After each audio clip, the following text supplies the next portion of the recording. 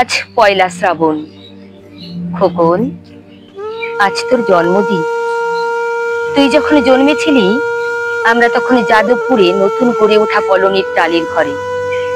তোর school master বাবা সেই হ্যারিকেনের আলো জ্বলা ঘরে আনন্দে আর খুশিতে ঝলমলে হয়ে উঠেছিলেন তুই আসার পর। তোর নাম রেখেছিলেন সুকল্যাণ। মানুষটার মনটা ছিল একেবারে শিশুর মতন। অভাবে অনটনে বেঁচে থাকার দুর্বিপাকেও ভেঙে পড়তেন না কখনো। সকলের ভালো চাইতেন মন থেকে, বলতেন দেখো একদিন এই দেশের মানুষ ঠিক খুঁজে পাবে মুক্তির পথ।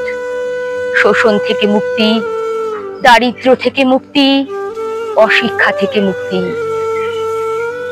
আজ পয়লা শ্রাবণ।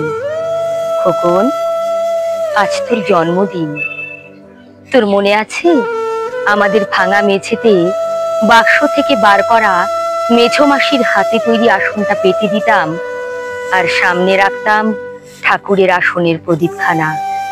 তুই বসতিস বাবু হয়ে চুক্তি করে। তোকে আমরা মাথায় ধান দুব্ব দিয়ে আশীর্বাদ করতাম। বাবা বলতেন বড় হও, মানুষ হও। তোর বাবার সে বন্ধু ঘোষ কাকু, উনি বলতেন বেঁচে বলতে থাকো।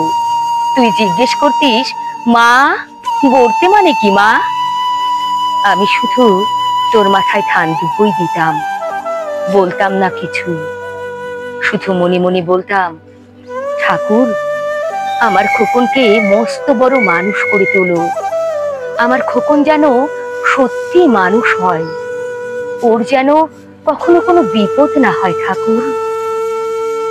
অভাবের সংসারে ওই একটা দিন পয়লা শ্রাবণ, কষ্টের পয়সায় একটু বাড়তি দুধ নিতাম, পায়েস রান্না করে দিতাম তোকে। তুই খুব ভালোবাসতিস পায়েস খেতে। তোর বাবা বাস স্ট্যান্ডের দোকান থেকে নিয়ে আসতেন তোর প্রিয় মিষ্টি ছানার গজা। সামান্য স্কুল মাস্টারিতে কি বা আয় হতো, ঘরে বসে ছাত্র পড়িয়ে আসতো কিছু। দাউ দাউ অভাবের আগুনে সে রসদ করতে সময় লাগতো না। তোর বাবার জামা সেলাই করতাম আর বারবার বলতাম আসছে মাসে দুটো জামা বানিয়ে নিও। উনি হেসে উঠে বলতেন বাদ দাও তো, খোকন বড় হচ্ছে, ওর জন্য ভাবছি দুধ রাখতে হবে আরো আছে। দুধে শক্তি বাড়ে, বুদ্ধি বাড়ে। শক্তি আর বুদ্ধি না হলে তোমার খোকন মস্ত বড় মানুষ হয়ে উঠবে কি করে?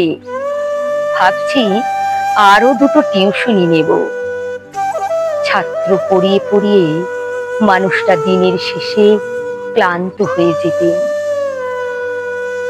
বারান্দার ধার ঘেঁষে রাতের অন্ধকারে যখন জোনাকির ব্যস্ততা আর ঘরে তোর পড়া মুখস্থ করার এক টানা সুর আমাদের কলোনির ভাঙা চূড়া বাড়িটাকে একেবারে জীবন্ত করে রাখত।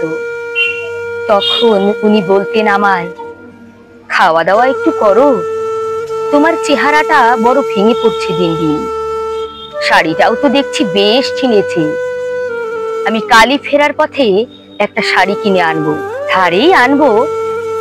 আমি বলতাম ধুর বাদ দাও তো, সামনে খোকনের উঁচু ক্লাস, কত বইপত্তর কিনতে হবে, কত খরচ। উনি দীর্ঘশ্বাস ফেলে চুপ করে যেতেন। জোনাকিরা নিঃশব্দ অদৃশ্য আলোর আলপনা আঁকত উঠোনের আগাছার ছবি। আবহ সঙ্গীতের মতো তুই বসে বসে পড়া মুখস্থ করতিস, ইতিহাস, ভূগোল, গ্রামার। ঈশ্বর আমাদের নিরাশ করেননি। তুই কত বড় হলি, সব পরীক্ষায় কত ভালো ফল হলো তোর। বাবা বললেন আরো পড়ো, উচ্চ শিক্ষাই উচ্চ সম্মান অর্জনের একমাত্র পথ। তুই আরো পড়লি, কত ভালো চাকরি হলো তোর, কত বড় অফিসে। তোর মনে আছে খোকন, তুই প্রথম মাসের মাইনে পেয়ে আমাদের জন্য কত কি কিনে এনেছিলি? আমরা তখন উঠে এসেছি শ্যামবাজারে, 2 কামরার সাজানো গোছানো বেশ বড় ফ্ল্যাটে। তোর অফিস থেকে তো দিয়েছিল। সেই বাড়ি, সেই বারান্দা, কত স্মৃতি, কত ছবি। ওই বাড়িতেই তো আশ্বিনের এক ঝোড়ো বিকেলে তোর বাবা যেদিনটাতে চলে গেলেন, তুই তোর বাবার বুকের ওপর পড়ে যখন হাপুস নয়নে কাঁদছিলি, সদ্য স্বামী হারা আমি সেদিন তোর অসহায় মুখটা দেখে আরো বেশি করে ভেঙে পড়েছিলাম। তোকে বুকে টেনে নিয়েছিলাম ছোটবেলার মতো, বলেছিলাম, কাঁদিস না খোকা, আমি তো আছি। আজ পয়লা শ্রাবণ, কলকাতা থেকে অনেক দূরে মফস্বলের এক বৃদ্ধাশ্রমে আমি একেবারে একা খোকন। তোকে বড় দেখতে ইচ্ছে করছে রে, তোকে, বৌমাকে আর ছোট্ট বিল্টুকে। তোরা তো এখন সল্ট লেকের মার্বেল বসানো ছকছকে বাড়িতে। আজ তোর জন্মদিনে নিশ্চয়ই খুব বড় পার্টি হচ্ছে, তাই না রে খোকন? অনেক লোকজন, হইচই, খাওয়া দাওয়া। খুব ভালো, খুব ভালো।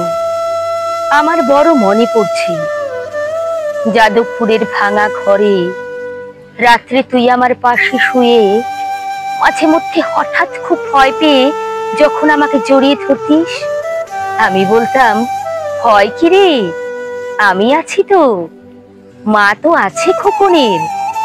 যার মা আছে তাকে কি ভূতে ধরে? তুই নিশ্চিন্ত হয়ে ঘুমিয়ে পড়তিস আমার বুক জুড়ে। তোর আধুনিক সংসারে এই বুড়িটার একটু ঠাঁই হলো না রে?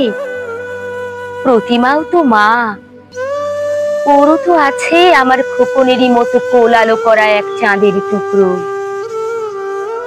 কিন্তু সময়ের কি আশ্চর্য পরিবর্তন। তুই বোধহয় এখন আর পায়েস খাস না, তাই না রে? জানিস খোকন, আজ সকালে আমি পায়েস রান্না করেছি। হ্যাঁ, তোরই পাঠানো টাকায়। সারাদিন সেই পায়েসের বাটি সামনে নিয়ে বসে আছি রে, এখানে এই বৃদ্ধাশ্রমে, আমার একলা ঘরে, আর কেউ নেই। তুই একবার আসবি খোকন, একবার, শুধু একবার।